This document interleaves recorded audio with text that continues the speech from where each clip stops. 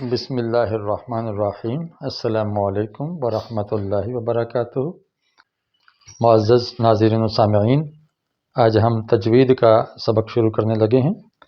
رمضان کا مہینہ ہے، قرآن کی بہار ہے۔ پاکستان کے بلکہ دنیا کے گوشے گوشے سے قرآنی آیات کی تلاوت ہو رہی ہے۔ بہت اچھے تلفظ کے ساتھ، بہت اچھی آواز کے ساتھ قرآن کو زینت بخشی جا رہی ہے، بلکہ قرآن سے ہم اپنے آپ کو زینت بخش رہے ہیں۔ تو آج جو لوگ قرآن کو اچھے تلفظ سے نہیں پڑھ سکتے اور ان کی خواہش ہے کہ ان کو اچھا تلفظ سکھایا جائے، تو ان کے لیے آج ہم تجوید کا سلسلہ شروع کر رہے ہیں۔ علم تجوید قرآن کو صحیح طریقے سے پروناؤنس کرنے کا ایک فن اور ہنر ہے۔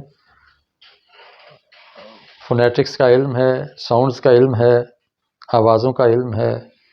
آواز کتنی موٹی، کتنی باریک ہو، کتنی پر اور کتنی ہلکی ہو، اور کتنی لمبی اور کتنی چھوٹی ہو۔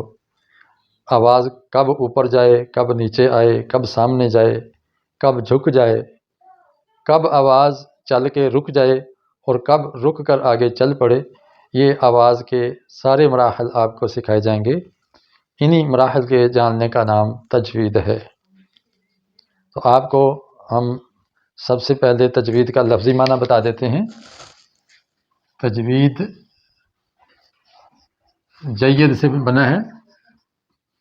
جید میں ہوتا ہے اچھا، یہ کیا اس کا روٹ ورڈ ہے جاوادہ، اچھا ہونا، سخی ہونا۔ تو تجوید کیا ہے؟ مطلب ہو گیا کہ قرآن کو اچھے طریقے سے پڑھنا۔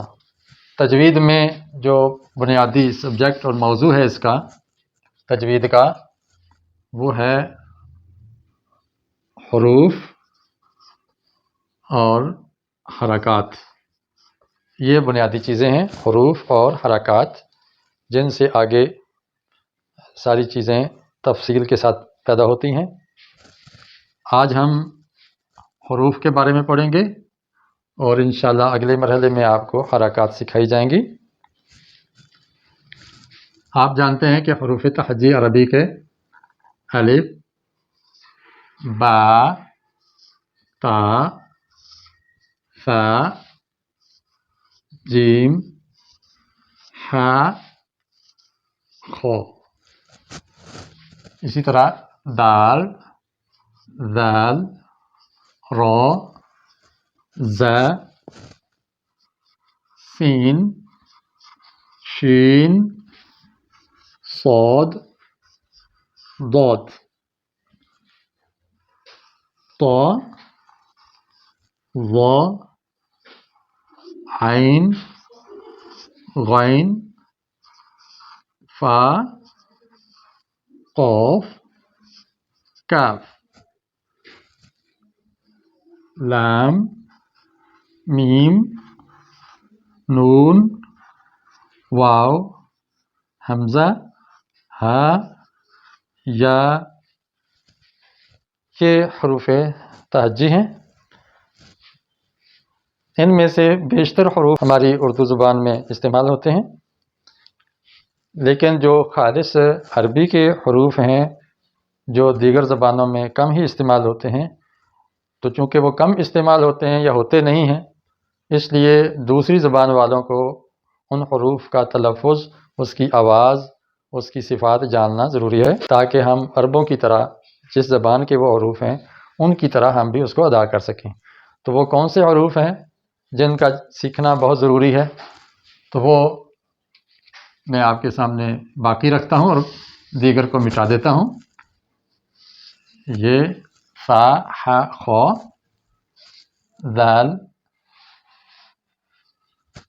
اور طا، ظا، عین، غین، فا، قاف، کاف ہماری اردو، فارسی سب میں چل رہا ہے۔ اور اسی طرح یہ سارے حروف ہم بول لیتے ہیں۔ یہ چند حروف ہیں جو ہمیں سیکھنے کی ضرورت ہے۔ انشاءاللہ میں اگلے سبق میں آپ کو بتاؤں گا، اگلے لیکچر میں، کہ ان کو کیسے ادا کیا جائے۔